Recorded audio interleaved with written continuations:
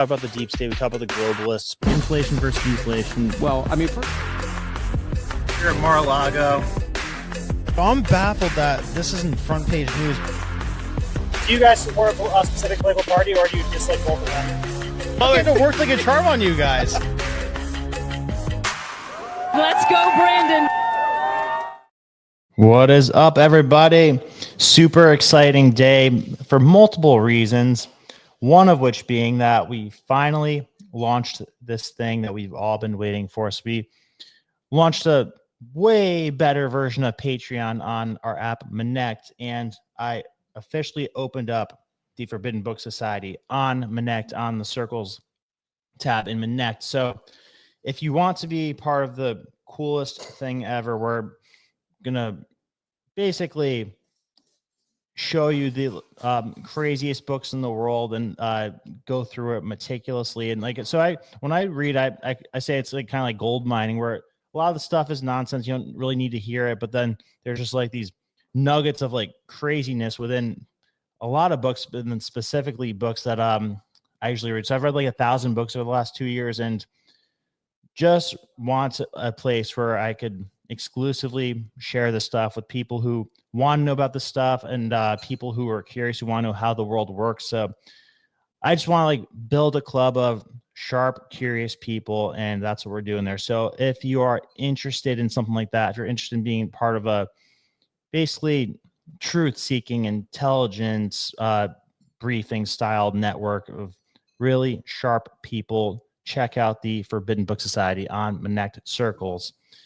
Now, with that said, and I put the link in the chat, so if you want to check that out, just go onto the Monect app and click the tab, as you can see all the way to the right in this picture, and then scroll down to my portion that says the Forbidden Book Society. Here, let me post that in the chat too, and I will pin it. But in addition to that exciting news, we also have BlackRock finally throwing in the towel. So today, they come out and say, all right, we give up. We're done with the woke stuff. And let me tell you something. Like, they were the reason for stuff like what we saw with Bud Light, when we saw these companies doing over the last couple of years, because they put the fear of God into companies. So here's the article from today, and then I'm going to show you the contrast of what was happening behind the scenes a couple of years ago, because it was crazy. I'm talking about tens of trillions of dollars all in unison, lining up, agreeing, saying, yeah, we're going to bully these companies into submission and make them do what we want. So first, this is what I woke up to today, and I sprung out of bed with excitement because of it. So from the Wall Street Journal, BlackRock's woke era is over. Asset manager has exited climate groups and eliminated diversity targets as it tries to end the ESG controversy. And I would argue that shows like PBD and Rogan were really what scared Larry Fink out of embracing the term ESG, because right around the time of PBD going on to Rogan in 2023, that summer, it was literally like on a Saturday, PBD goes on to Rogan. They talk about BlackRock, what's doing, the true extent of it with ESG. And then like that Monday after the Saturday, Larry Fink says they're going to remove the word ESG from the vocabulary and distance themselves from it. So within 2 days of some clips going viral and half the internet learning about what they were doing, they tried to distance themselves and do damage control, but now they're going all the way. So first, let's see what they did today, and then I'm going to show you what was happening behind the scenes for the last couple of years. So when BlackRock joined a UN-sponsored climate coalition in March of 2021, sustainable groups were thrilled. Having the world's largest investment firm on board instantly lent credibility to the Net Zero Asset Managers Initiative, committed to support the goal of net zero greenhouse gas emissions by 2050. Dozens of major investment managers followed BlackRock's lead. Now, it's probably going to say it in here, but guess how much money in assets under management went towards this? $66 trillion of assets under management went to this net zero asset managers agreement. So that's $66 trillion worth of investment money that these companies have to decide where to put it basically steering companies on their policies, on what was favorable policies, what was non-favorable policies. So that's like, I don't know, imagine you have rich grandparents or something and you're 16, you have your driver's license and you're trying to do cool shit. And you know that if you do certain things that the money will keep coming in, like your grandparents will give you money if you, I don't know, get an electric car, if you, maybe if you're trans or something, right? If you only hang out with certain types of people, then they'll keep giving you money, feeding you money, keeping you not only afloat, but have you doing pretty well. But then if you don't do that, if you take an opposite lifestyle, then they just won't give any money to you and then withdraw. Like, I guess it's even worse than this analogy in the BlackRock situation, because they could withdraw money from you that you already have because they get to decide the flow of capital, right? So BlackRock is ultimately a retirement account manager. So, your 401k money sits in a place like BlackRock. They get to decide what companies to invest that money into. And they're supposed to have a fiduciary responsibility that's legally binding, where they make the best possible financial decisions for you. But BlackRock and the other $66 trillion worth of asset managers were collectively deciding to invest in things that were carbon, anti-carbon, or oil and gas, and in favor of electric vehicle type of stuff. Only companies that had a certain, like a diverse board and like a certain amount of black and gay and women on their board. So they're doing all kinds of that crap. And that's what made companies like Bud Light do what they did, and made Target do what they did. But let's keep on reading this thing. Let me not go off into the weeds. So BlackRock, or quote, BlackRock is proud to put its name behind this initiative, Chief Executive Larry Fink said at the time in 2021. But nearly 4 years later, Fink was distancing himself, and Net Zero Asset Managers got a phone call January 9th. BlackRock was out. Within days, the coalition was teetering.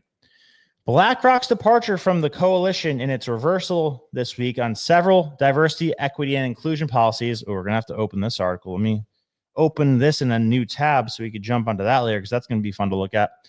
Policies are the latest examples of the company's retreat from advocating for issues. Advocating for issues. Lost my spot. Advocating for issues related to the environment and social corporate governance factors, ESG. It has been gradually walking back its ESG initiatives 4 years after conservatives criticized the moment as being woke and legal risks grew. BlackRock's recent actions show the reversal is almost complete, though the fallout might not be. The company has been able to maintain strong results throughout the controversy, reporting record inflows last year. Crucially, BlackRock has remained out of the crosshairs of President Trump, who has a personal relationship with Larry Fink. Oh, we have to look into that. Trump has publicly, and another thing, BlackRock also just did something big with the Panama Canal, and I saw an article that says it might have something to do with his relationship to Trump. So we'll put a pin in that and check that out later. But to go on, Trump has publicly commended Fink for managing his money well in the past. Oh, Jesus. And Fink and other BlackRock executives still have the Trump team's ear on economic issues, according to the people familiar with the matter. Oh, boy. Yeah, I've never heard Trump come out and insult or criticize Fink directly. Don't love that. So Fink, one of the loudest voices on Wall Street, has spoken out about the risks of climate change for a better part of a decade. Few think he was being disingenuous when he warned that, quote, climate risks are investment risks, or climate risk is investment risk. He said that in 2020. But his $11 trillion firm, which was eager to discuss how it could lead on environmental and social issues just a few years ago, has largely abandoned such rhetoric after a series of congressional inquiries and red state lawsuits. Quote, this is hardball politics at its best or worst, however you want to think it, said Mindy Lubber, CEO of sustainability nonprofit Series and one of the leaders of the Net Zero Asset Managers initiative. The campaign against ESG began in earnest in 2022 with coordinated efforts backed by oil and gas lobbyists and Leonard Leo, a longtime leader of the Federalist Society. Anti-ESG groups made BlackRock and Think the poster child for what they call woke capitalism. Yeah, or you could say it wasn't even that. It was just everybody complaining online about like, hey, this is crazy that you're trying to tell companies how to use their money, tell companies how to make decisions, and try to tell them what type of people they should hire and what like their board should look like.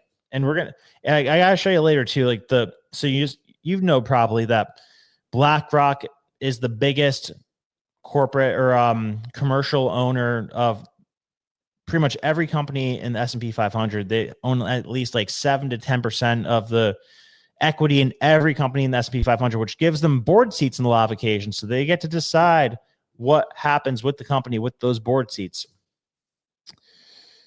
Quote, this woke capitalism thing 2 years ago about nobody heard of the term, said Lubber. Quote, I still can't really tell you what it means, but it's been very effective. One would be foolish not to say that. Red states passed dozens of anti-ESG laws. More than a dozen state attorney generals have targeted BlackRock over its ESG practices, and the Republican-led House of Representatives has subjected large asset managers to hearing and subpoenas. BlackRock's recent withdrawal from the Climate Coalition came one day before a deadline for it to respond to the latest House probe.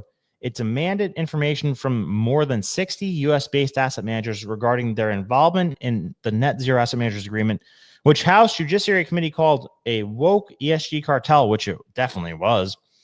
BlackRock and many legal observers say the claims on which the state laws and lawsuits are centered are baseless. The company settled an ESG suit with the state of Tennessee in January without admitting wrongdoing or paying any money. Regardless of the claims' merit in the anti-ESG movement has one major concession as BlackRock works to distance itself from the controversy. Its membership in climate groups was often cited as evidence in the lawsuits. The company's PR efforts and public statements have changed markedly as well. Executives now rarely mention ESG issues, a favorite talking point just a few years ago. Recent communications that focus on BlackRock's role as the largest steward of America's retirement assets. Oh, let's open that up too next. Because like I said, retirement fund. And how it can play a role in helping people save and spend their nest eggs. Oh, shut up. BlackRock's ESG fund launches have ground to a halt as it hasn't launched an ESG exchange trade fund in the U.S. since the first quarter of 2024, after launching 30 over the previous 5 years, according to Morningstar. The company took further steps to distance itself from the movement last week, removing all mentions of DEI. Oh, look at that. Beautiful. Which was previously declared a corporate priority from its latest annual report. On Friday, BlackRock told employees it was ending aspirational workforce representation goals and would no longer require managers to interview a diverse slate of candidates for open positions. Now, according to an internal memo viewed by the Wall Street Journal, quote, significant changes to the U.S. legal and policy environment related to DEI prompted the changes, the memo said. This is huge. This is going to trickle down all throughout Wall Street. They are like the tone setters for Wall Street. And honestly, businesses, like I said, biggest shareholder in pretty much every company in the S&P 500.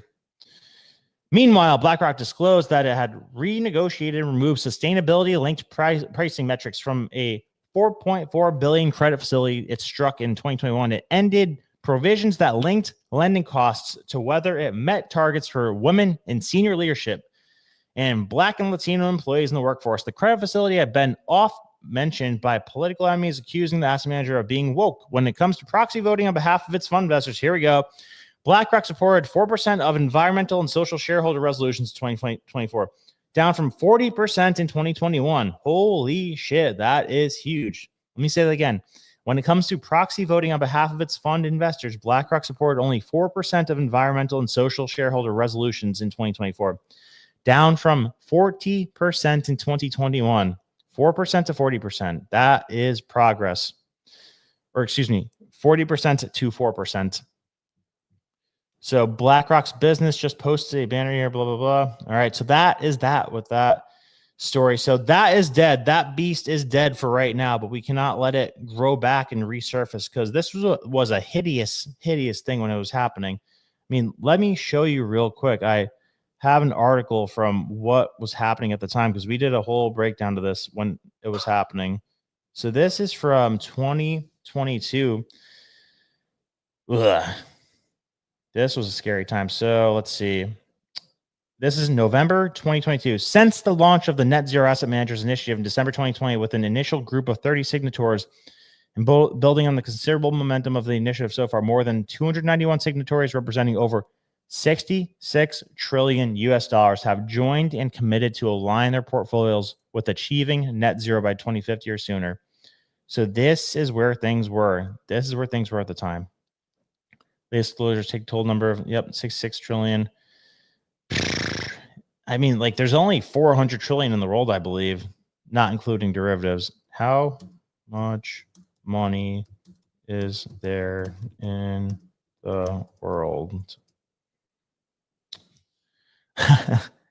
So, according to a few things, according to most estimates, the total amount of money in the world is around 80 trillion when considering both physical and digital money. So, $66 trillion worth of assets under management. We're behind this, and there's $80 trillion of money in the world.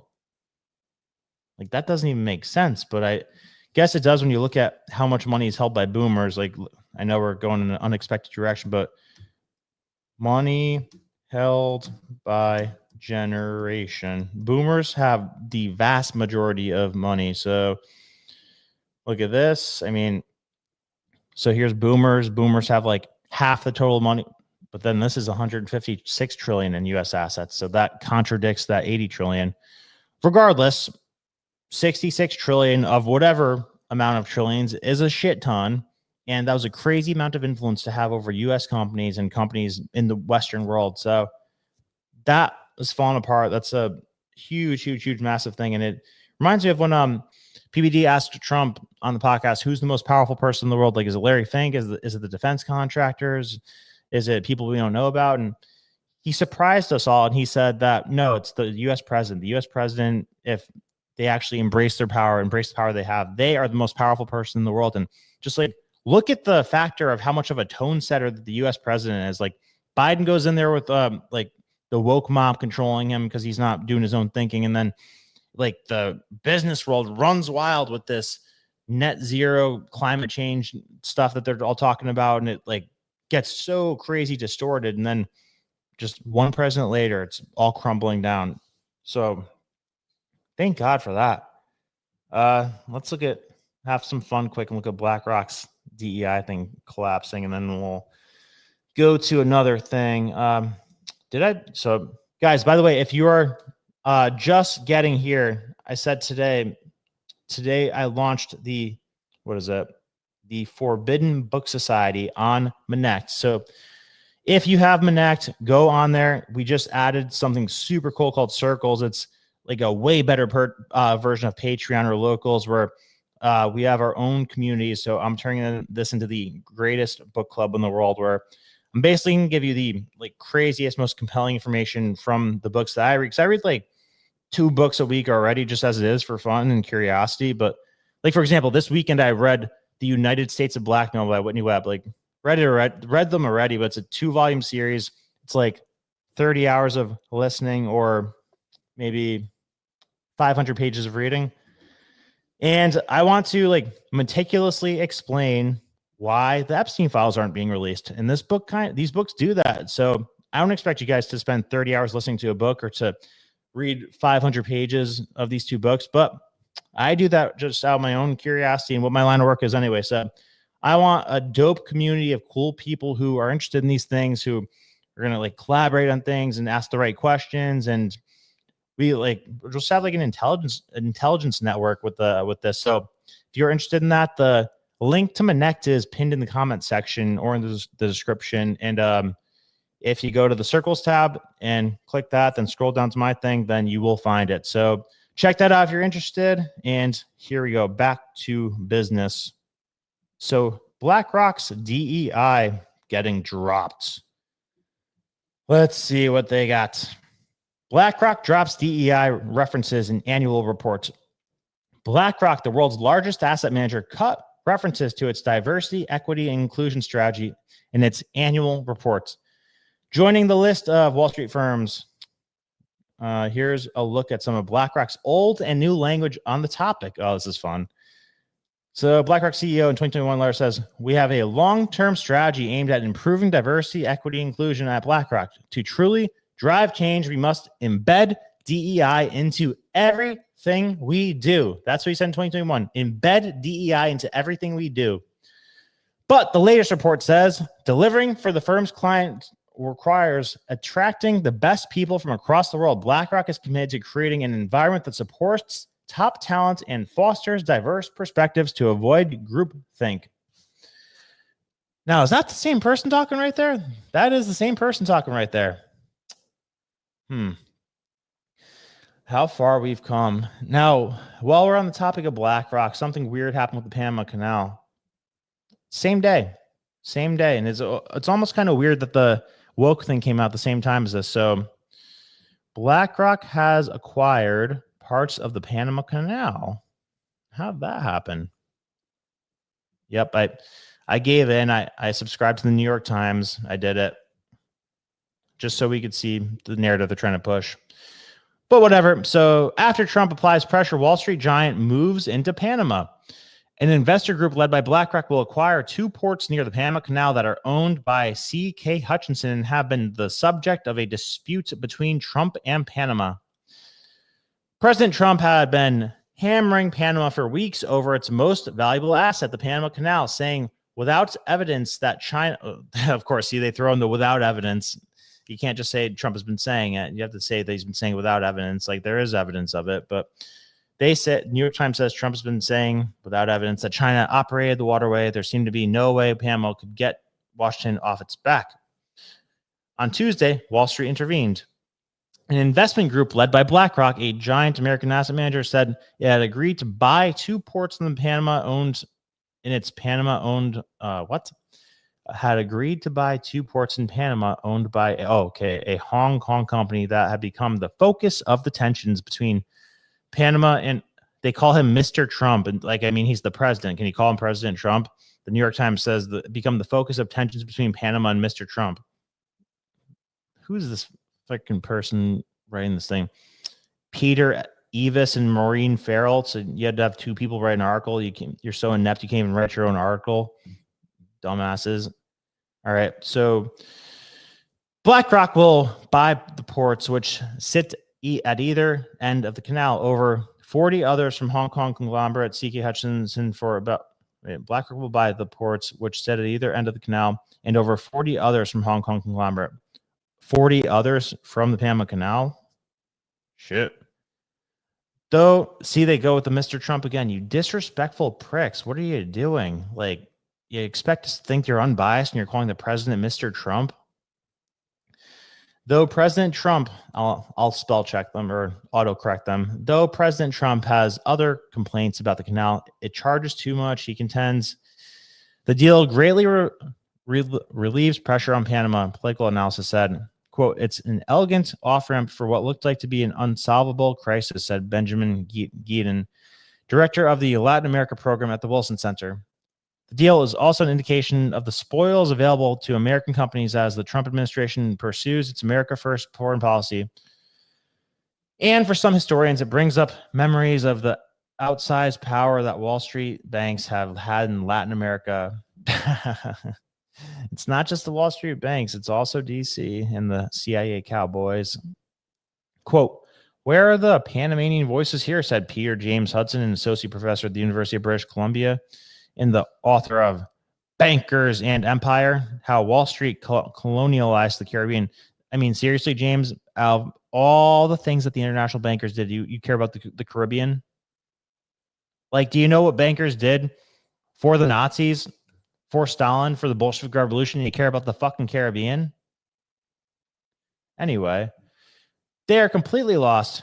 And by the way, that's also something we're going to talk about at length in the Forbidden Book Society, is what exactly the international bankers did for the Bolshevik Revolution and for the Nazis, because definitely can't talk about that on YouTube, but this is on my neck, so we can talk about whatever the fuck we want. So get on over there if you want to have your mind blown, because I know 99% of people have no idea where the money came from for the Nazis and for the Bolshevik Revolution. And once you hear it, you cannot unhear it. So anyway, President Jose Raul Molino of Panama appeared to downplay the geopolitical implications of the proposed acquisition, describing the deal as a social media post as a, quote, global transaction because private companies motivated by mutual interests.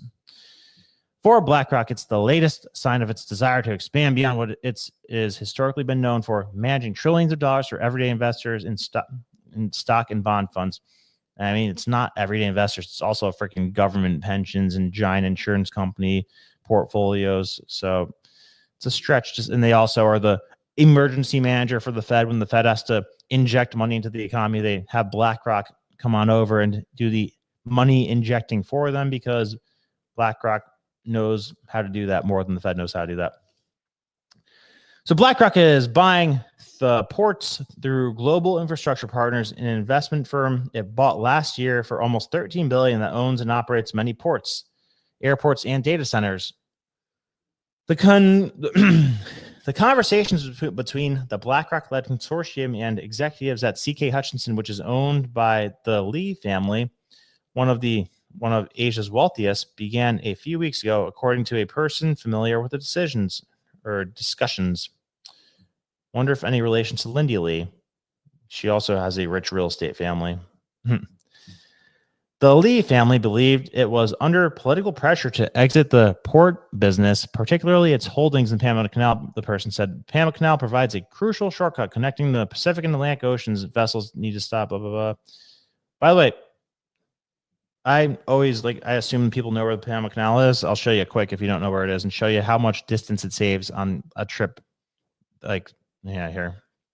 Map of Panama Canal versus not using route. So here we go. This is a good map. So first, the North America, South America trip. So you could see this is where it is. It's like, was that 5,200 miles versus 19,000 miles if you were not to use it. And then we got what it looks like from China to New York with and without it. So 19,000 kilometers to 30,000 kilometers. So adds an extra 33%. And the water is extremely dangerous over here. I forgot what they call it. What's the waterway near the bottom of South America? What the hell is it? Dangerous waterway at bottom of South America. The Drake Passage, I guess I thought it was a different name than that, but anyway, I know that that journey is the Cape Horn, I think is what it's called, right?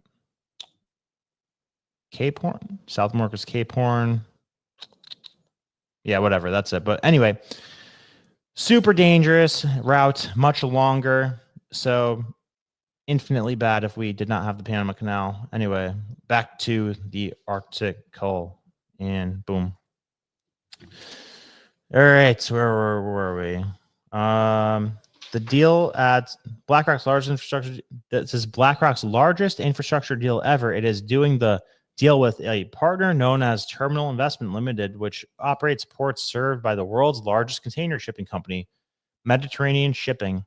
You know, I'm just thinking, I wonder, so BlackRock was super excited to get in on the Ukraine rebuild, and I don't know what kind of pressure they're potentially putting on the administration to not let the war end, or not the administration, but the powers that be to stop the war from ending. But I wonder if Trump said, like, hey, if you stop your bullshit with trying to keep this war going, we will let you get in on this Panama Canal infrastructure project and offset what you stood to gain from the Ukraine rebuild. So that's possible. But anyway, The deal also shows how, is this the right spot? Where was I? Deal adds to the terminal investments portfolio of ports in Europe, Latin America. In addition to operating the ports in Panama Canal, buyers were particularly interested in CK Hutchison ports in Asia. These world-class ports facilitate global growth, Mr. Fink said in a statement. This deal also shows just how central Mr. Oglisi has become to BlackRock. After BlackRock acquired Global Institute Partners, GIP, Mr. Oglisi became the firm's largest individual shareholder. He separately sits on the board of Terminal Investment Limited. So he is doing well for himself, Mr. Oglisi. Quote, BlackRock couldn't have done it without the GIP and GIP without BlackRock, said Ralph Schlostein, chairman emeritus of the investment bank Evercore and co-founder of BlackRock. Co-founder of BlackRock. That is somebody to look into. I did not know that. I've never heard the name Ralph Schlostein before, but interesting. Noted. Quote, the connectivity that Larry has with the public sector leaders around the globe and the capabilities that Bayo brings to the table are a compelling combination. The Trump administration's support of the BlackRock-led deal to buy these ports comes after Mr. Fink and the firm has been the target of many conservative lawmakers and politicians for his past comments urging corporations to consider environmental, social, and governance, or ESG goals. More recently, and particularly in recent weeks, BlackRock has stepped back from ESG and diversity initiatives. CK Hutchison is part of the conglomerate funded by Li Ka-shing, who was Hong Kong's richest man at one point. Mr. Li retired in 2018 and handed over the control to his son, Victor Li. Mr. Trump has also taken aim at the fees that the Panama Canal charges. Got it. And yeah, so we get the point. So, I mean, sounds like this is a way to use corporate America rather than the government side of America to slowly start getting more control over the Panama Canal, because there's all sorts of hurdles you have to go through if you try to do this with the government, because then it becomes a law thing where Congress has to get involved, and then, like, what are you going to use military force? So instead of the military force of the United States, they use the money force of Wall Street. So whatever, I dig it. If Trump's comfortable with it, then I'm comfortable. Like, I'm sure we're in a net better position than we were before this happening, because we hate BlackRock, we don't trust BlackRock, but I mean, if BlackRock is at least pretending like they're interested in America and not globalist bullshit, then I can play ball. I could be down. So, before we go to a completely different topic, I did have something up that I wanted to read that really hammers home the point of how much control BlackRock and State Street have. So let's see. The big three, meaning BlackRock, Vanguard, and State Street, collectively hold a median stake of 22% in the S&P 500 companies, which represents a proportion of 25% of the votes cast at the annual meetings of these companies. So the firms control roughly 80% out of about $4 trillion in total ETF assets. So it's like a three-headed monopoly of the ETF control, or the equity control in America. So there was significant situations which index funds votes could determine whether a vote passes or not for proxy contests and environmental social governance matters, and even where the votes are not close. The outcome of the votes can play an important part in influencing the behavior of corporate managers. So, what was it? Bloomer found that. Yeah, so point with that is that they just had a shit ton of influence over corporate America, and so you could expect corporate America to stop being as crazy as they've been with the woke stuff. You could expect to stop seeing people getting fired for weird things like misgendering people or using microaggressions, whatever. So that is a overall positive thing. Both stories there, very positive stories. Should we jump to a negative story or keep the positivity going? Let's see. So next we could go to this is fun. Let's watch this one. Stephen A. Smith just took the soul out of the View, and he's trying to pretend like he doesn't want to run for president, but I think he wants to run for president because, I mean, he's already been number one in the sports world for so long. It's like, he's just competing against himself at this point. So if you haven't seen this, it is a beauty. So here is Stephen A. Smith on the View. It's only been in office for 6 weeks. Seems like got a little double play there. All right, now we got it. 6 years. I've only been in office for 6. Hold on, my output is going to the wrong place. And now we are good. 6 weeks. Seems like 6 years, doesn't it? Mm-hmm. And he's been going around with his cronies touting his so-called landslide and blowout win. But he won the popular vote by 1.5%, one of the smallest ever. And he won the general election by less than 50%. So what kind of mandate is this really? Well, it is a mandate, and I'm going to explain why. And I don't mind the question, but let me be very clear. I'm no supporter of Trump. I'm a supporter of truth and the facts. And here's the facts. The man won every swing state. He increased in terms of his voter turnout in his favor from the standpoint of blacks, Latinos, and young voters. He increased his numbers in that regard from 2020. 89% of the counties shifted to the right. That's a mandate. We can sit up there and play around all we want to. In 2020, Trump didn't win the popular vote. He didn't win the electoral college vote. A matter of fact, the Republicans hadn't won the popular vote, if I remember correctly, since 2004. But they did this year. So 20 years after they last won a popular vote, they won the popular vote. They won the electoral college vote. The man won every swing state. And on top of it all, 89% of the counties shifted against. I don't understand how people can look at that and say, there's no mandate. There's a mandate. Well, it's a different definition of a mandate, I guess. But the problem is that if you're the Democratic Party and you lost 49.8% to 48.3%, and you're looking at that 1.5% dip, that's an excuse for you to say, what we did really wasn't that bad. Some people didn't we should continue to do that. Don't continue to do it. Find a new strategy. All right. So that was fantastic. And then if you didn't see the crazy thing with at like 16 politicians coming out and saying the exact same statement, I'm going to show you that. I'm going to show you how Stephen A. Smith reacted to it, because he is just like chopping heads right now. Come on. All right.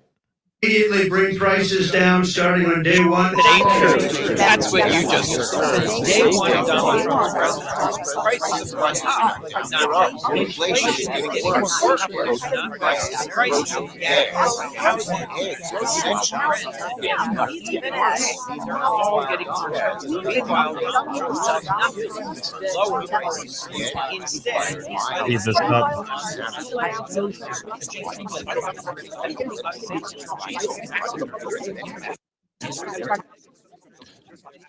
So all the same words they're using, same words, same catchphrases, like not just one time, like with the vast majority of the things they say. And then they all say the same thing, and the media blitz runs with it.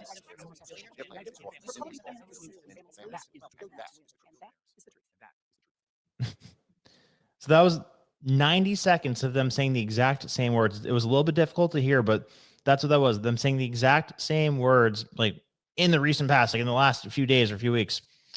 So everybody had a good laugh at that. And Stephen A. Smith, this is what he had to say about it in my opinion, like if you get the true will of the people, he should be the front runner for the Democratic Party right now.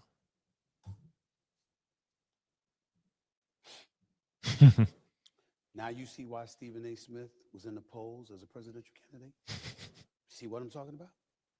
You see that idiocy right there? You talk about something, people being tone deaf.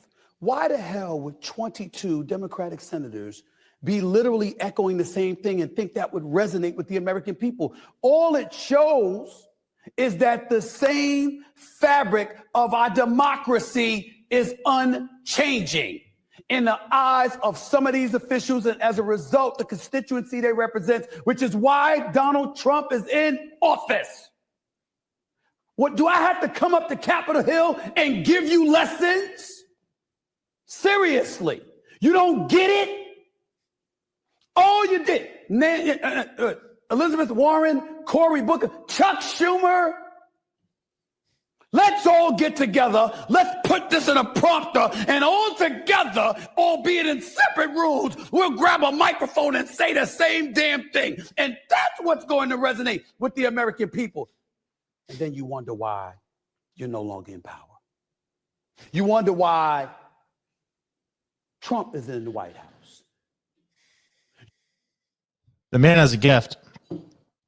I think he's full of crap for saying that he is still a Democrat, but I guess he has to say that for his job. I mean, I respect where the priorities are, because I mean, it'd probably be like a net negative for him to not say it. But you know, you have this phenom of a speaker right here who wants to be a Democrat badly, like is doing everything in his power to not shift over to the Conservative Party, trying to talk sense into Democrats. And I just grabbed this one because I remembered it. I hope that it's the one where it shows what Caravel said. Let's see if it is. Is it?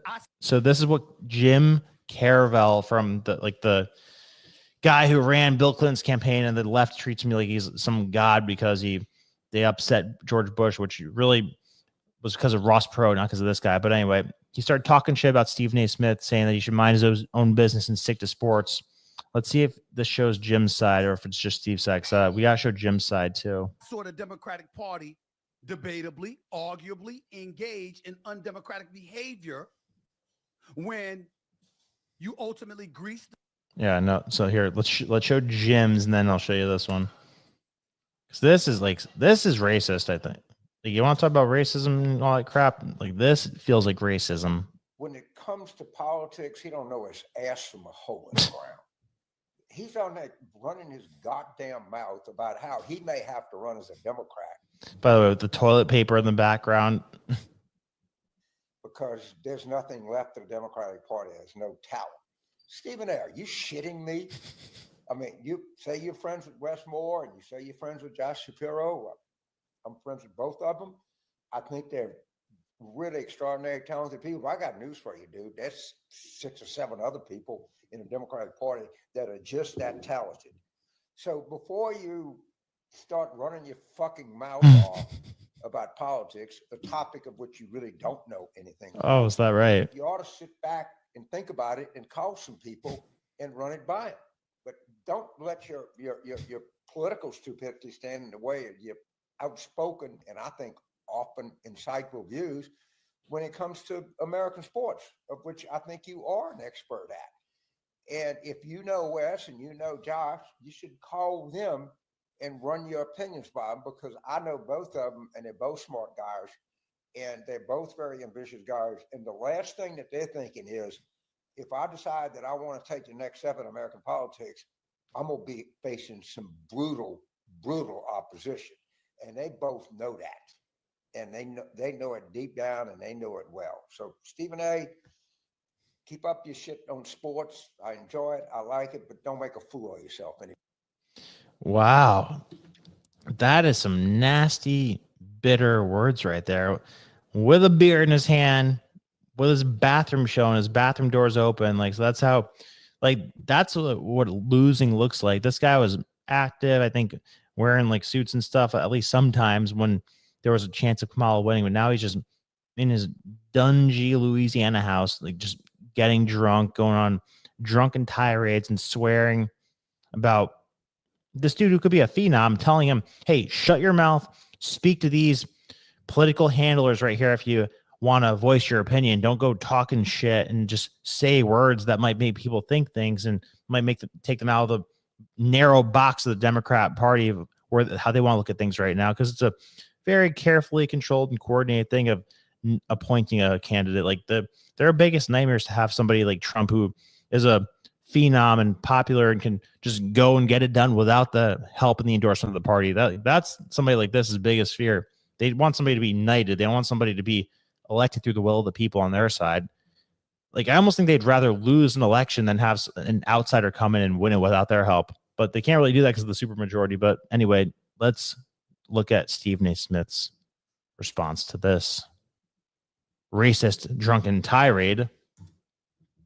Probably loves to talk about racism. Party, debatably, arguably engage in undemocratic behavior when you ultimately greased the skids to make sure he didn't experience a primary, to ultimately send him to that debate stage June 27th and embarrass himself, waited an additional 3 weeks for him to get out of office so you could put Kamala Harris in there without any resistance. I heard you lament that. Well, I lamented it too. I complained about it too. So we have to be as knowledgeable and as informed and as connected as James Carville to have a salient and decent opinion about what the hell is going on with the Democratic Party. That's what it takes. So respectfully, you're wrong. Mhm. And you know you're wrong.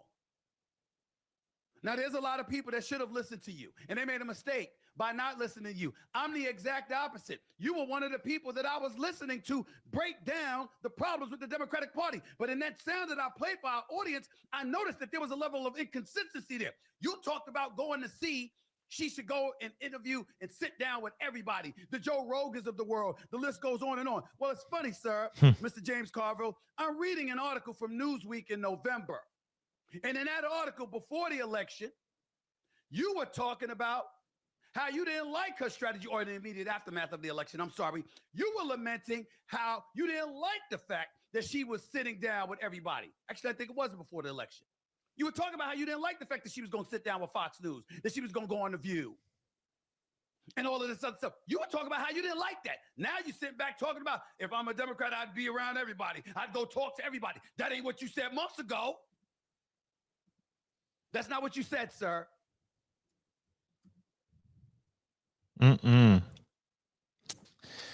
So this dude's a star. He's a phenom. He's like one of the greatest speakers ever. And they're trying to spit in his face, which they not that I like Bernie at all whatsoever, but like Bernie should have been the nominee in 2016. Like that was who people actually liked. Like you walk on a college campus and you ask people who they liked in 2016. They liked Bernie because he said the stupid lie that he was going to erase student debt because he said you put 1% tax on Wall Street, you can erase student debt.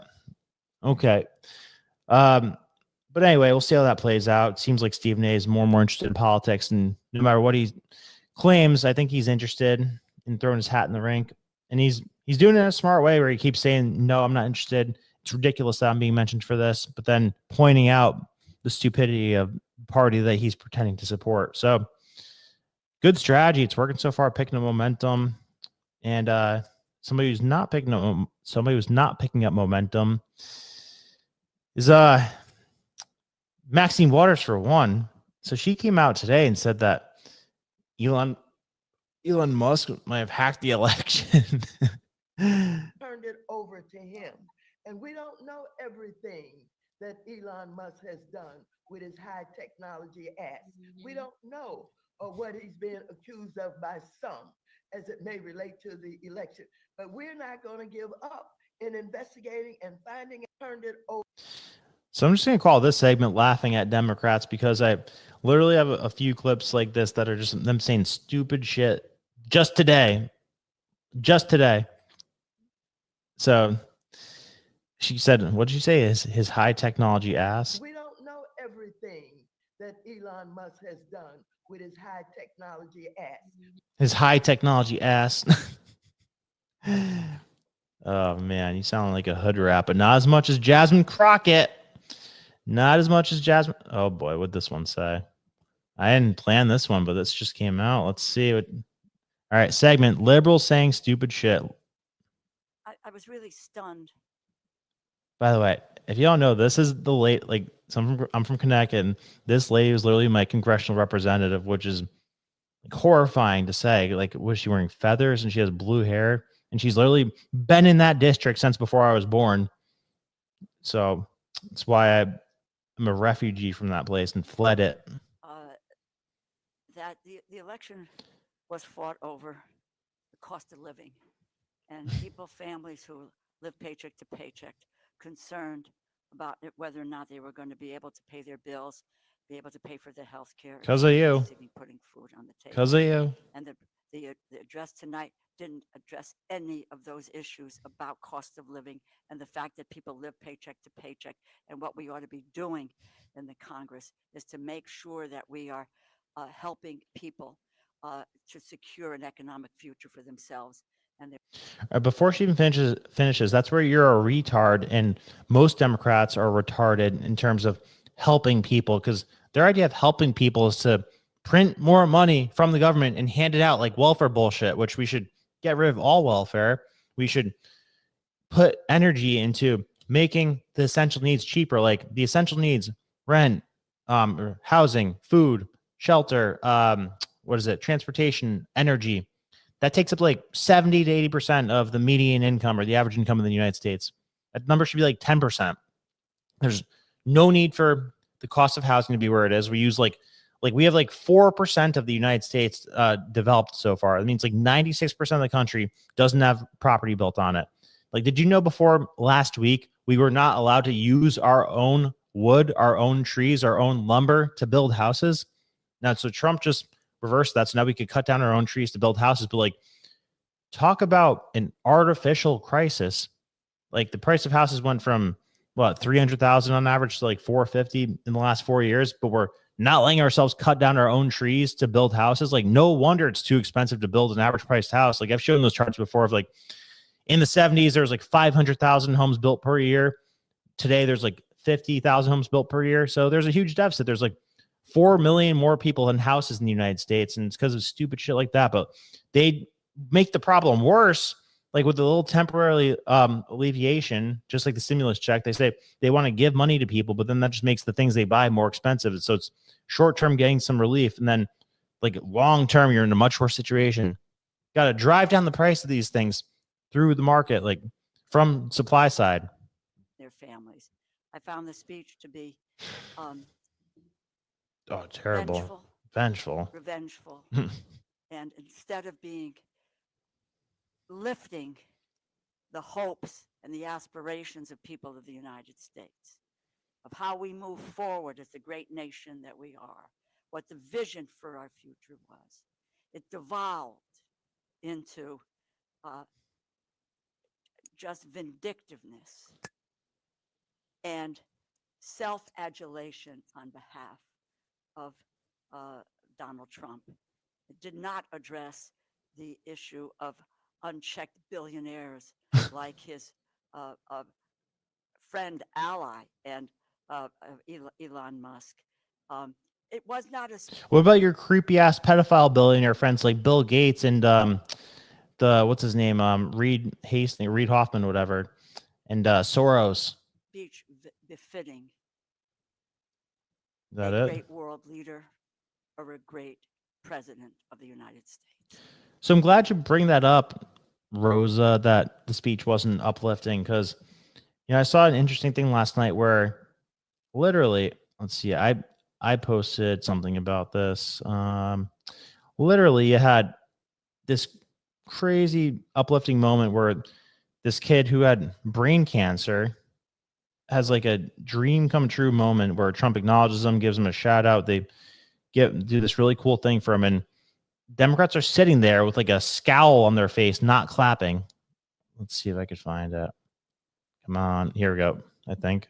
To do you the biggest honor of them all. Tonight, DJ, we're going to do you the biggest honor of them all. I am asking our new Secret Service Director, Sean Curran, to officially make you an agent of the United States Secret Service. Super cool.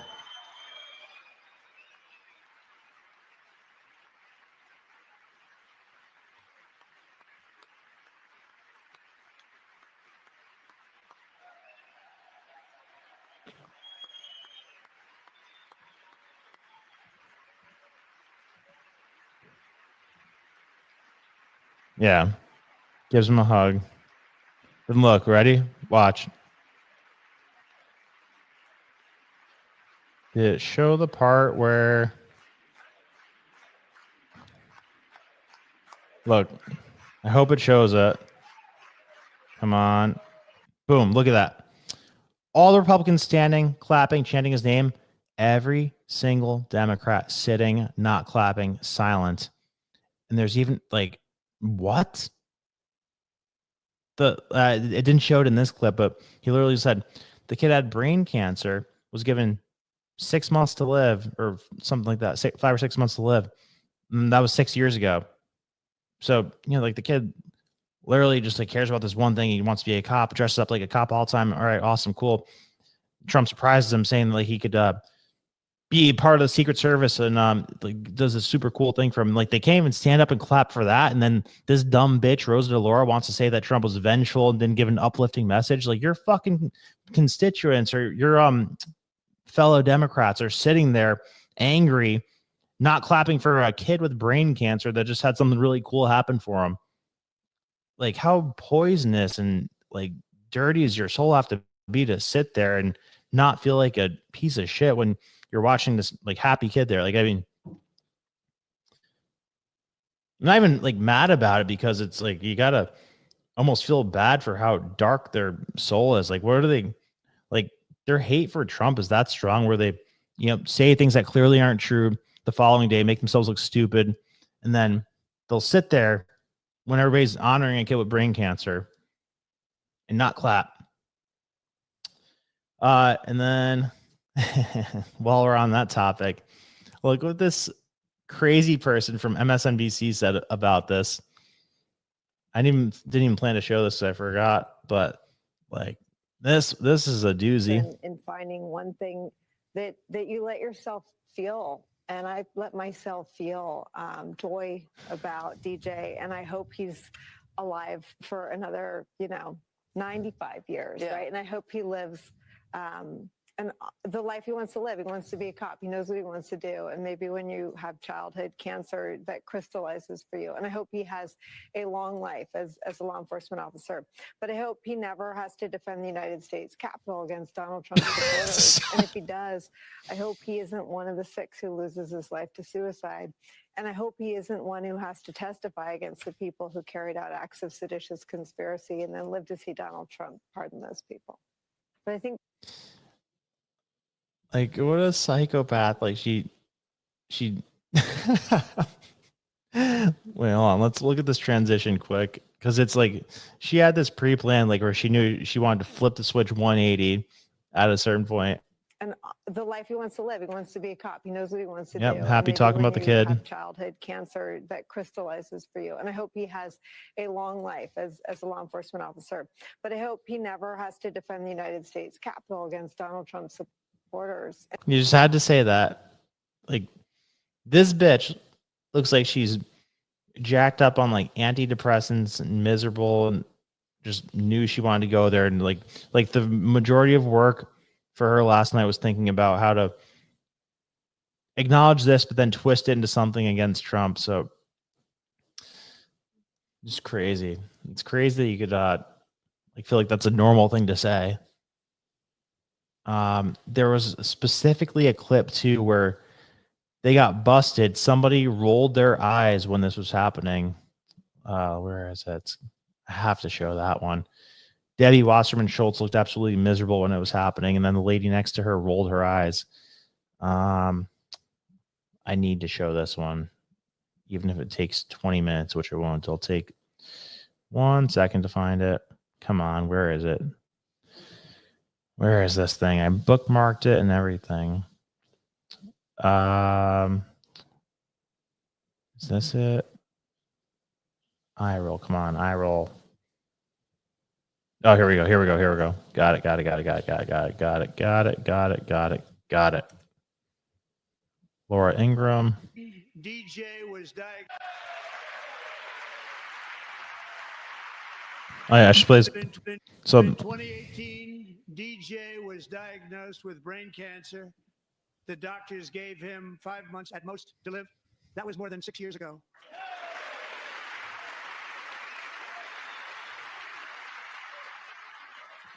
boom. Look at that. Sitting, not clapping, miserable face. And this one rolls her eyes.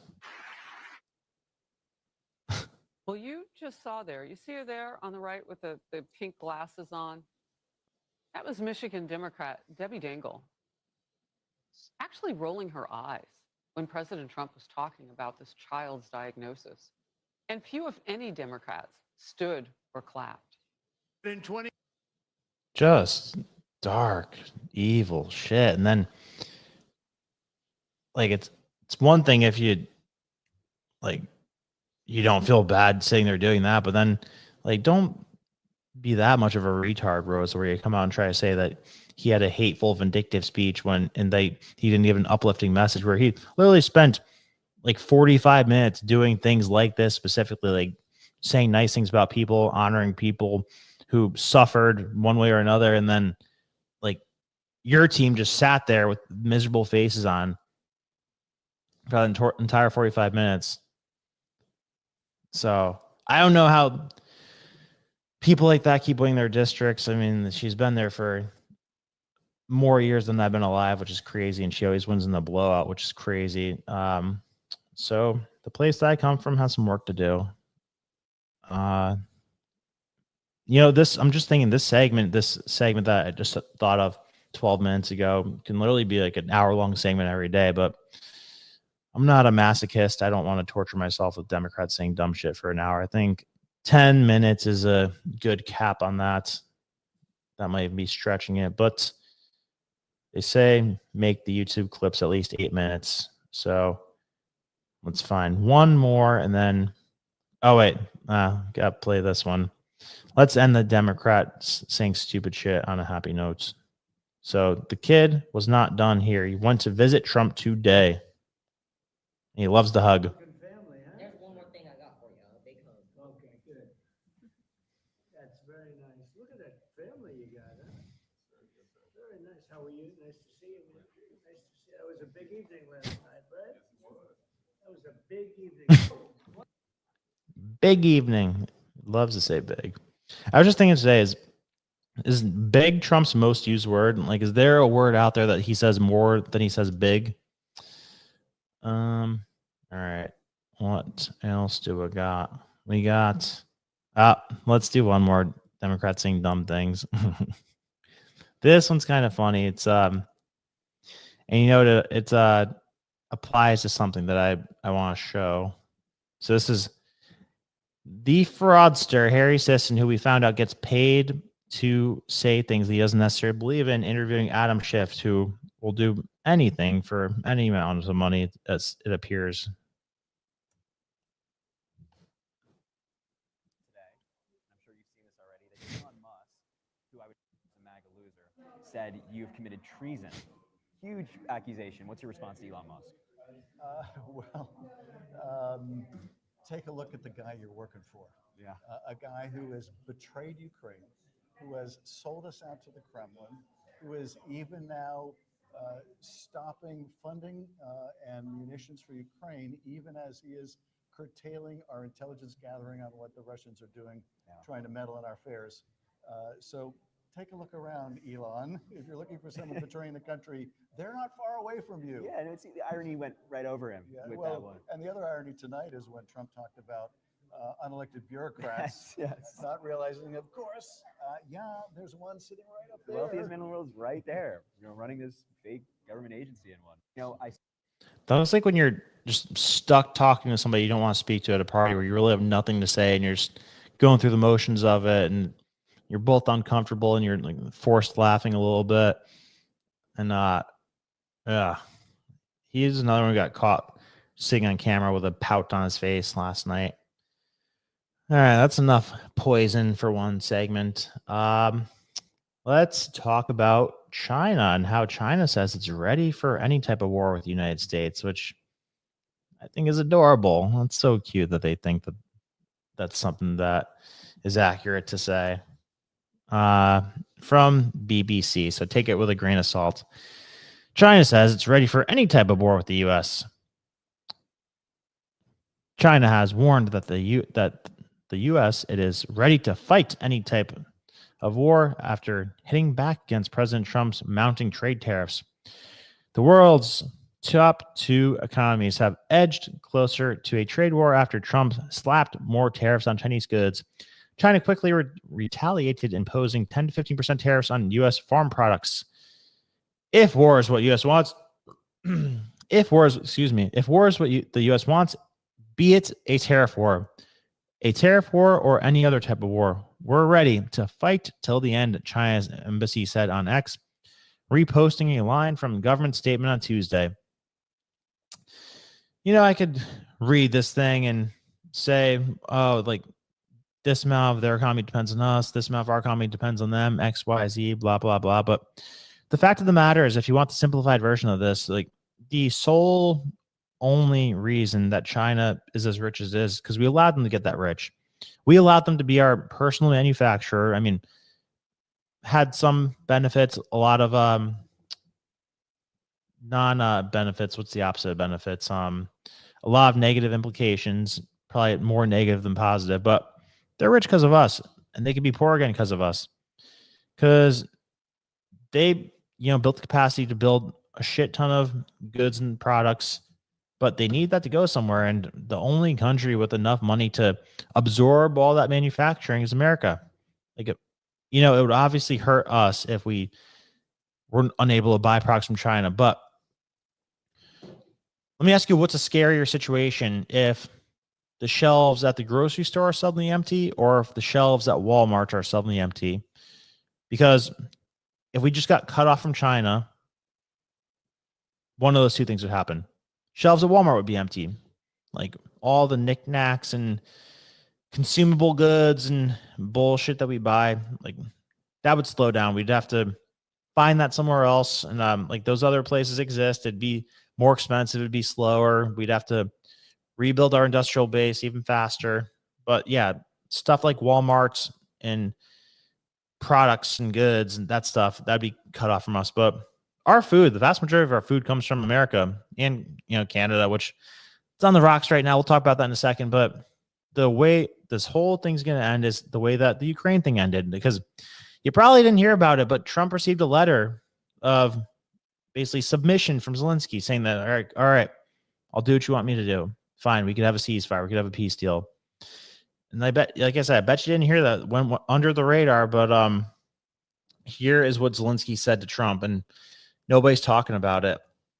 Funny, last night, actually, when Trump said, do you want 5 more years of this? Elizabeth Warren said, yes. That was when he called her Pocahontas. So Trump, 22 hours ago, discusses letter received from Zelensky.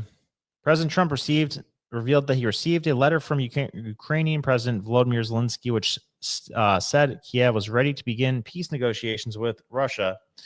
Trump read the language from the letter, which is nearly identical to what Zelensky wrote on X earlier on Tuesday. But notably, Trump didn't say anything about striking a minerals deal with Ukraine, which Zelensky said he was open to signing.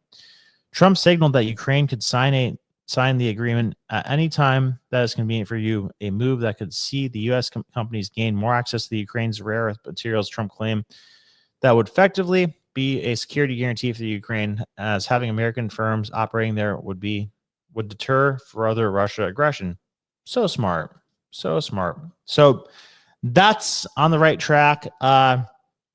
What is not so much on the right track, just to get it all out there, the Israel situation, Trump is taking a bit of a different position on, which is strange based on what he said. But I mean, it's not strange if you know what's up. And if you don't know what's up, well, I will plug the Forbidden Book Society again at the end of this, and I'll explain why they connect. But Trump tweeted this today. He said, Shalom Hamas means hello and goodbye. You can choose. Release all the hostages now, not later, and immediately return all of the dead bodies of the people you murdered, or it is over for you.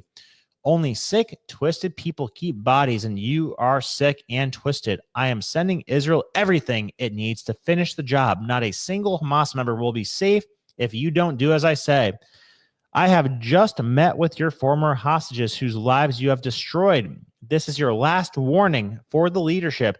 Now is the time to leave Gaza while you still have a chance. Also, to the people of Gaza, a beautiful future awaits, but not if you hold hostages. If you do, you are dead. Make a smart decision. Release the hostages now, or there will be hell to pay later, Signed, Donald J. Trump, President of the United States of America. So that's a serious letter. And I mean, of course, Lindsey Graham is just drooling over this. He says, President, real Donald Trump, you have my complete and total support. This is why I believe President Trump is the right man at the right time to deal with the bad guys and bring peace to the world. The ultimatum should have been delivered to Hamas earlier by the Biden administration. Mr. President, you are right to say, and it is imperative that you do if Hamas refuses.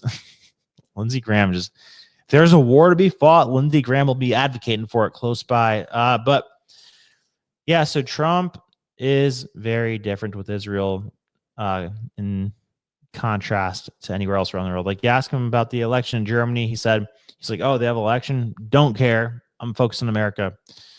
You ask him about Brazil, don't care, focus on America. And like, I get that, I'm all for it. Like, yeah, we have PBD asked him about Iran, he said, don't care, we have America to fix right now. And yeah, I'm totally with that.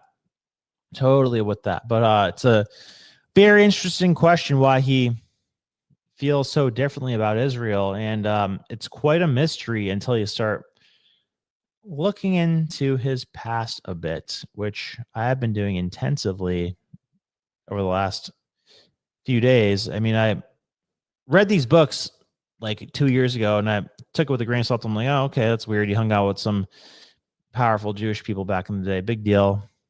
But through this lens, it's a little bit more creepy. And then through the lens of him not releasing the Epstein files, which I don't think they're going to be released, guys. I'm sorry to disappoint. I don't think they're going to be released. And I'll tell you why in greater detail at another time.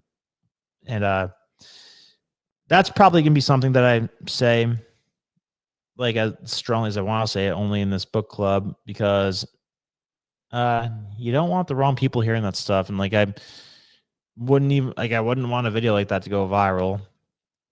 I'm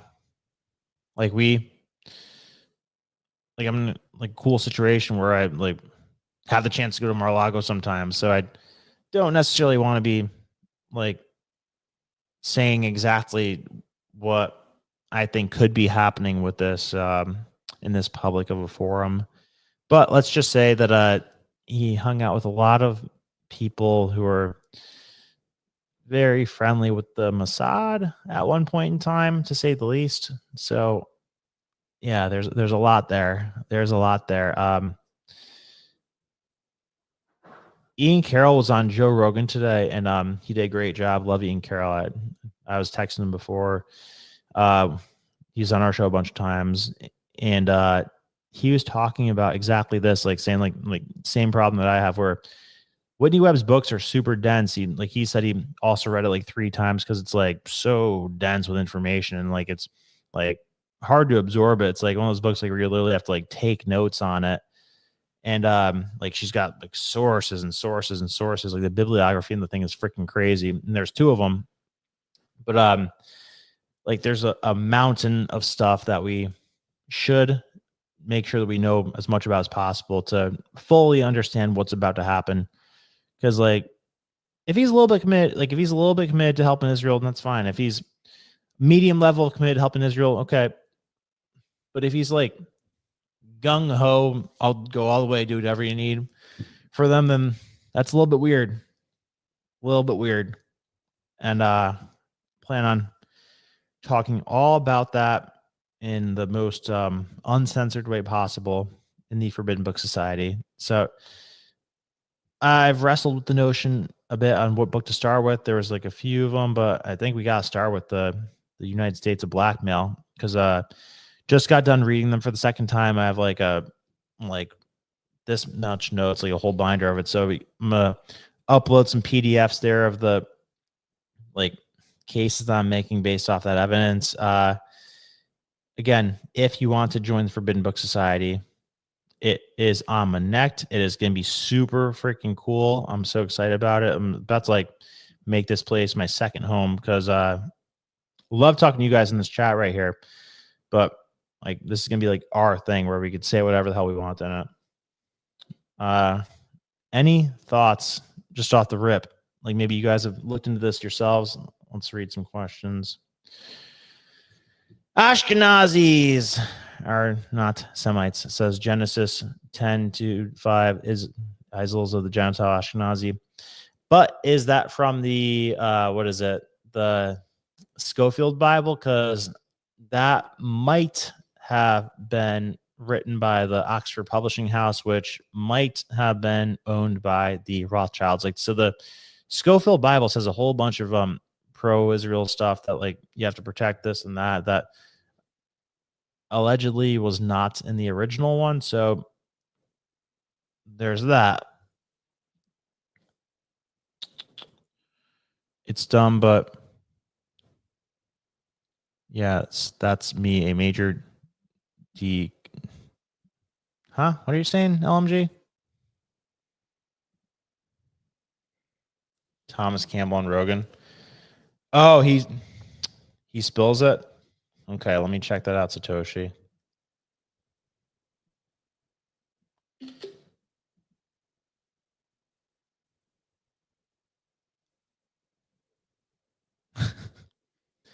Brandon, what does the flag mean in this video's thumbnail? It's causing a fairy fight. Who's fairy fighting? The flag means that BlackRock is no longer tolerating the woke nonsense. So I thought that the universal signal of wokeness was the flag with like 20 colors on it, and the band sign was an indication of BlackRock no longer allowing that. And I thought BlackRock in the picture with the arrows got the message across. Who's fighting about it? The progress flag. Oh. Good question. Embassy. Who's embassy? All right, let me just run up these things. Where's embassy's comment? Everybody's talking about embassy's comment. How far up is this thing? All right, this is the first one I see. Am I missing one?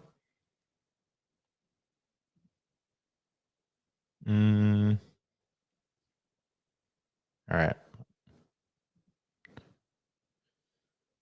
All right, let's just read these. That's what they call it. Oh. Well, I called a progress flag with the band sign over it. That's when I could agree that's a progress flag, when it's being taken on out. Yep, DEI is on its way out. CP enjoyed Thomas Campbell on Rogan. Oh, cool. Let's see. Larry Fink controls President Trump. Why he does everything for Israel makes sense now. Yeah, there might be something there. I need to learn more. Like, I know exactly like Larry Fink's timeline of like how he created BlackRock and like what he did and everything, but I feel like there's another level that we could go to, because I mean I'm wondering, that's why I perked up a bit when I saw that Israeli-ish sounding last name as a co-founder of BlackRock, because I don't know, I wonder if some sketchy people helped him, because there was this thing called the Mega Group in the 90s, which was like a Jewish club of Jewish billionaires that like kind of got together and like gave money to pro-Israel philanthropies and this and that and tried to influence policy, whatever. But Trump hung out with them a lot. I don't know why, but he did. And yeah, he you know, I'm just gonna save it for the place where we could talk as much as we want about whatever we want. So click that link and sign up for this thing right here in circles, the Forbidden Book Society. Let's see. There's notes in the margins of the Schofield Bible. Did you miss horrible Al Gaza killing Trump Netanyahu? Ashkenazi are Khazarian converts from northeast Turkey, not Palestine. Europe of the last ballot is wild eye-opening. Oh, Steve, how Steve? All right, it's good. So it's nice when I know that people have watched that, because I like have to speak between the lines on a lot of things. But people who have watched that, like, it's like you could detect what I'm saying without saying it. And Steve, the last episode of that one, like where it talks about Trump, I just totally chose to not believe it at the time because it was like depressing, and I think it was a stretch. But then with this Epstein thing with the United States of blackmail, I'm like, oh my God, was it true? No, don't let that be true. Come on. So I'm in the middle right now. I'm still deeply happy with what Trump is doing. Don't get me twisted. Said in the beginning, look who took over that 1800 loan. Look into who took over that $1,800 loan for East Indian trading. Are you talking about the East India Company? That's an interesting comment, Maddie B. I'm screenshotting this. If you could be a little more clear, you said in the beginning. All right. Let me look into that.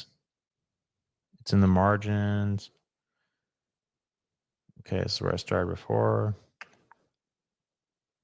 Ooh, Nazi equals National Zionist. Interesting. National Socialist would be NASO.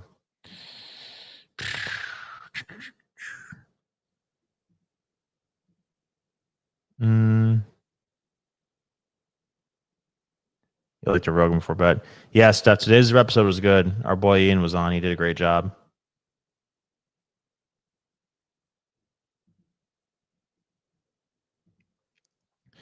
Yes, Steve, correct. It is an app where you do that, but this is for being in a community specifically. So it's a new feature we added to Connect.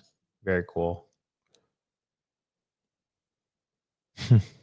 Nice to wait for you to give me a long and short positions, Greg. Yeah, exactly. 100%. PayPal Mafia equals Epstein list. See, that's another rabbit hole to go down. Like, what's his name? Palantir guy. Palantir guy. What's Palantir guy's name? There's Carp and there's oh my gosh, the guy who propped up JD Vance, the gay guy. You know who I'm talking about. What's this freaking guy's name? I don't even want to look it up because I should remember it. Oh my gosh. It's like the harder you think, the more you forget it.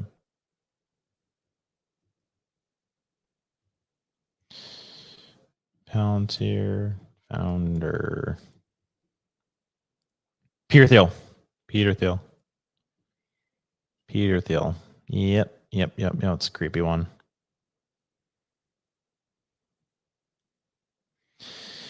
Yes, that is true, Tony. That is true. Denise, thank you. I try my best to be tactful. I really do.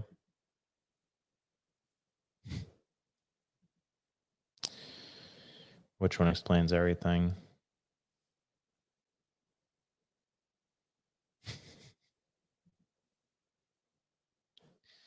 Well, Greg, Connect is an app that's like, so what I'm talking about right now, this one, it's like a better version of Patreon. And then the app was originally created to, because so many people would message Pat and ask if they could like talk to him for a second and stuff like that. And he said, you know what? Or actually the origin story of it is when a lawyer charged him for a 10-minute conversation. He charged him for an hour for a 10-minute conversation. So he's like, what the hell? I talked to you for 10 minutes. Are you going to charge me for an hour? And he's like, yeah, I only charge people in hour blocks. I don't charge people by the minutes.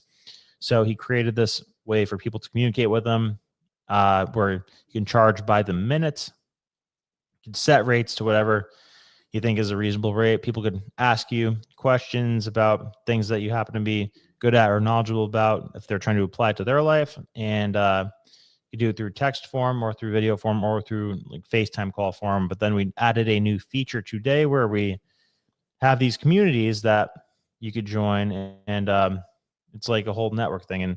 And yeah, it costs money to join it because I tried doing this thing before where it was free, and then like annoying people jump in, and you aren't compelled to go to it every day because you don't feel like you're really investing anything in it. And then as the creator, you don't feel compelled to post it every day because you don't feel like the people are like serious about it. So I'm going to put everything I freaking have into this because one, I want like a central place where we have like a ton of cool stuff and information and like stuff that's applicable to what's going on, like things that make it easier to understand. And I would say that like this is for you if you are super curious about things that are in books and just don't have time to read them. Because I mean, even as somebody who's like my entire job is to like understand things and explain them, it's like super time consuming to like read 4 books in a week, obviously.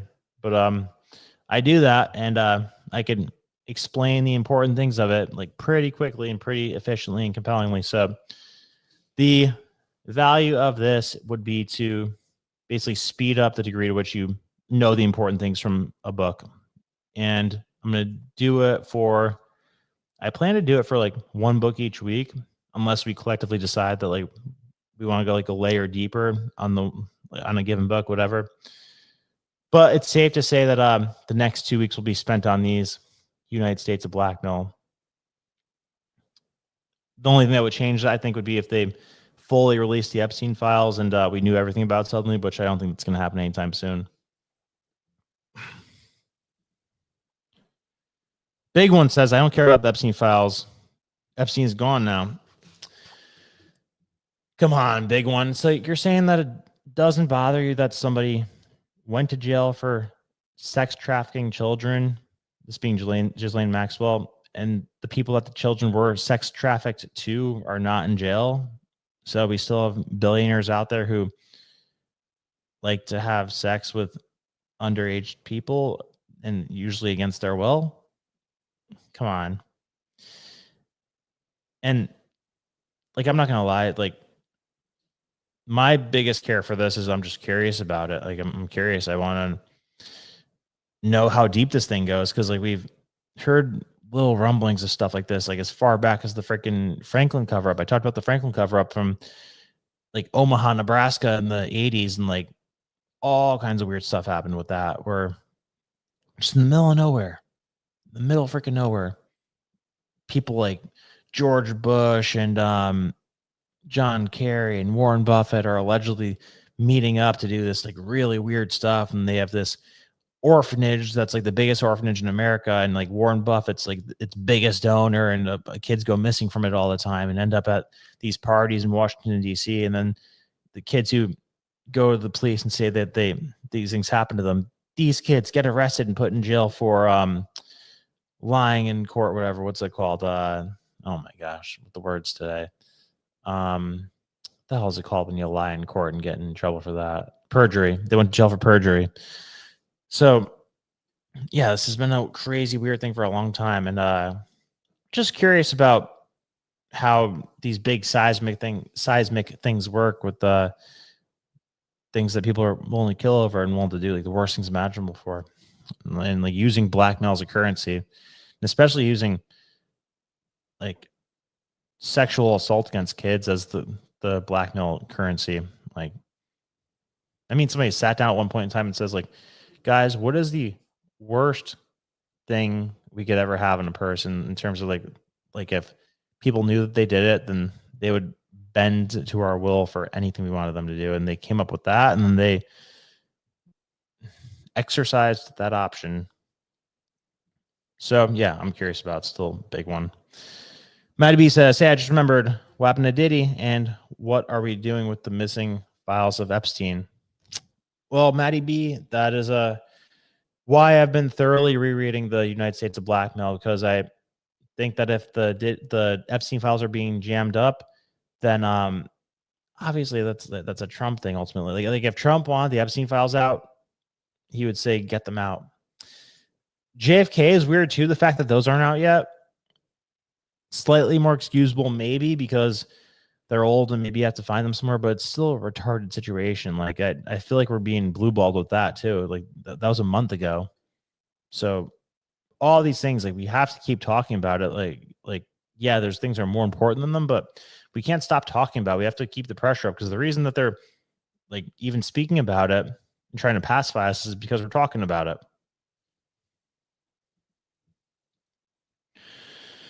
Rothschild, central banking cartel, Fed, BIS, IMF. Correct. And there is a story behind each of those and some degree of interconnectedness. And to explain that best, I would probably put together one of those like web boards and timeline and stuff, which I have some really cool software I'm going to do that with. And I'm going to make the PDFs of those things available on the Forbidden Book Society. Thank you, Steve.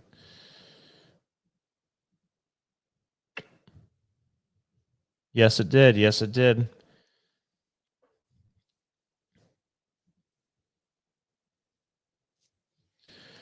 That's right. Before Epstein was Roy Cohn, and who was mentored by Roy Cohn was President Trump. Yes.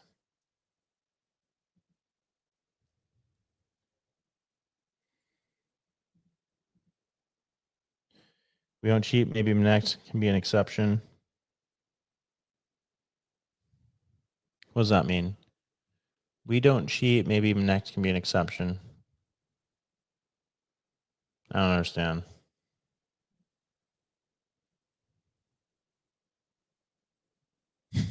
Yeah, exactly, Gene. God uses people, amen. Can anybody tell me what the flag is?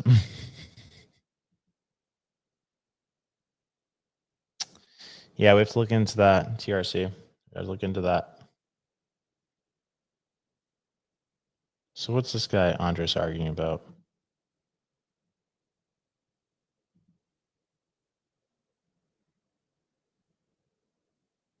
Oh, it all started with him not liking the Hamas threats. Got it. Got it. So what? I mean, I'm not crazy about it either.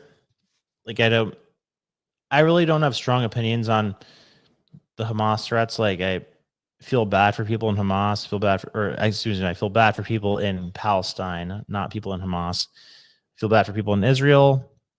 But like in the terms of caring about things, like so it's like a 3 out of 10, to be honest, like the degree to which I care about the Israel Palestine situation. Very low. I mean, my sympathy is high for the people, but like in terms of things I wake up and think about, it's low. But my curiosity for why Trump is treating this one so differently than anything else, that is very high, because I think that there's a very important story behind that potentially. Don't know what it is. I feel like I'm closer to the answer of what it is than I was a week ago. But yeah, still doing some research, and I want us to like collectively research this together. That's another thing too, by the way. I am able to find a free PDF for most books that I read on. I'm not going to post the PDF in Minect, because that's like technically like posting somebody else's work if I were to post the PDF of the book in there. But I will like show you how to find the book for free online, so we could all collectively look at it, research it together, because we're a bunch of smart people who ask the right questions, and group mastermind will sort these things out more quickly than just one person. All right. We're over an hour and a half now. All right, guys, one more time. Check out the Forbidden Book Society, because I love y'all. We're going to do some cool stuff there. It's going to be very different than this. This is more current events, broad strokes, but the Forbidden Book Society is going to be very intentional, very deep instead of wide, and we're gonna get crazy in there. We're gonna talk about some crazy stuff, some stuff that we cannot talk about on YouTube. As always, much love. I will talk to you tomorrow night, or potentially in just a couple minutes if you join the Forbidden Book Society on Minect. As always, I love you guys. Thanks for watching, and I'll see you tomorrow. Goodbye. Bye. You know, we talk about the deep state, we talk about the globalists. Inflation versus deflation. Well, I mean, Here at Mar-a-Lago. I'm baffled that this isn't front page news. Do you guys support a specific political party, or do you dislike both of them? Oh, it worked like a charm on you guys. Let's go, Brandon.